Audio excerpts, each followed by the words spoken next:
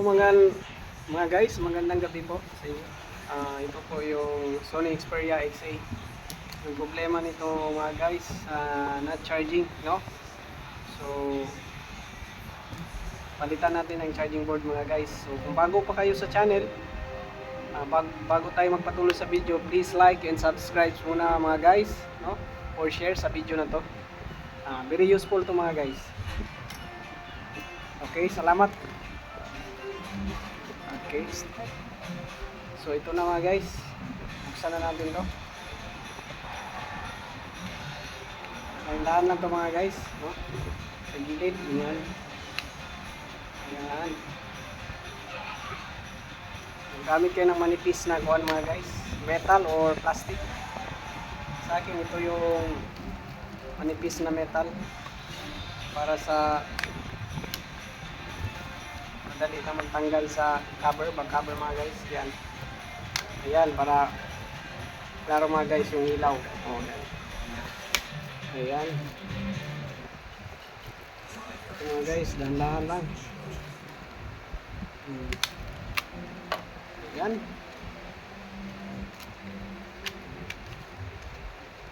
Ayan mga guys. History po nito mga guys, na charging, no? Kaya ito na. So, since nga charging board lang ito mga guys, hindi na natin to kuhan yung sa itaas, dito na lang sa ibaba. Ayan mga guys. Ayan.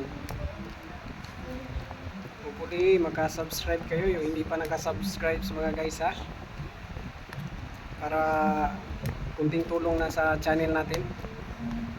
At marami pa tayong mga video mga guys. Para updated din kayo sa bagong video natin. Yan mga guys. Ayan na.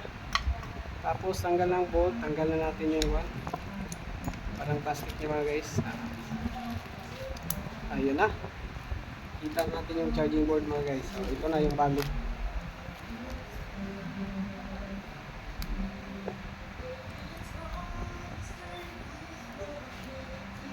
Ayan na guys. Ayan na. Yung ano, legs niya, ang charging board, antenna. Ayan.